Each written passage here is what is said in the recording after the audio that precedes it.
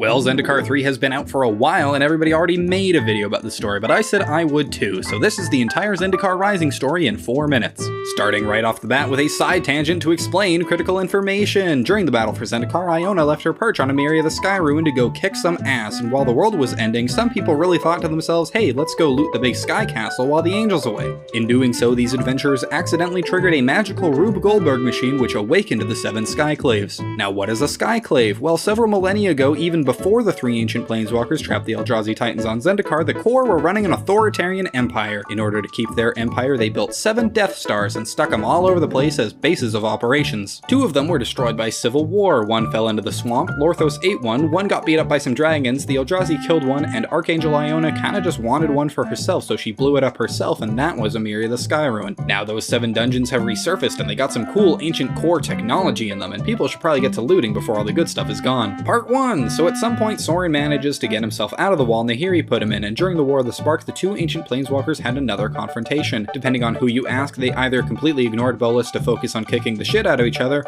or they didn't do that and fought Eternals. Either way, Sorin presumably fucks off, but Nahiri sticks behind and finds Nissa and says, hey kid, I heard you were the one who unleashed Eldrazi on my home while I was away, do you want to hang out? And Nissa's like, yeah, okay, why wouldn't I help the chick who unleashed an Eldrazi Titan on Innistrad for no other reason than a blind sense of revenge? So the 2 of them head to Zendikar together and loot the Akum Skyclave. Inside they find a key which will unlock a different Skyclave they can loot to get the real good shit, but Nahiri uses the latent power in the key to blow up Nissa's elemental and then runs away. Nissa realizes, oh no, Nahiri's idea of saving Zendikar is restoring it to a fictionalized past which isn't realistically attainable or maybe wasn't even real in the first place. Basically, Nahiri wants to make Zendikar great again and then return to the ancient past when the royal wasn't constantly trying to murder everyone living on it. Problem is, that requires literally murdering the soul of the plane, which Nissa isn't too keen on. So Nahiri heads off to find some other people to help her loot more sky dungeons, and Nissa goes back to Ravnica to find Jace, and she's like, yo Jace, I need your help because Nahiri is being a jerk. And Jace is like, well actually, what if she has a point though? And Nissa's like, okay, fuck you then. And Jace is like, ah dang, I messed it up with a woman again, I better go fix that. So he heads to Zendikar too. Part 3, Nahiri loots the Murasa Skyclave with Akiri and Zareth's help and gets the Lithoform core. So what is the Lithoform core? Well, the only thing we see it do is turn people into stone and quiet the royal, but it powers an entire Death Star, so I assume it's basically just a battery that Nahiri uses to boost her own lithomancy. Nahiri runs off to the Songmad Ruins, where there is a convergence of ley lines which will allow Nahiri to make universal changes to the plane from a single place.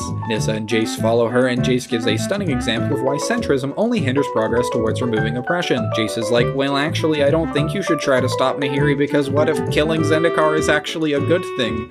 I'm just playing devil's advocate here, guys. I think both sides have valid points. And Nahiri's like, yeah, if you're so tolerant, Nissa, you should tolerate me murdering the plane. So Nahiri tries to kill Nissa, and Nissa tries to kill Nahiri, but has to go through Jace to do it, and Jace keeps trying to convince them both to stop and have a reasonable debate about it. Eventually the core ends up in Nissa's hands and uses its power to heal Zendikar without killing its soul, and then planeswalks away. And Jace is like, oh, I guess maybe I should have listened to my friend who can literally talk to Zendikar and therefore knows what's best for it. The end. There wasn't much of it, but I'm genuinely so happy free magic fiction is back, because these 5 short stories and 4 bonus stories are honestly better than all 5 of the most recent books. The Magosi Steppes was actually an astoundingly good story, and that was the highlight of the series for me, so I hope we continue to get good free fiction from Magic.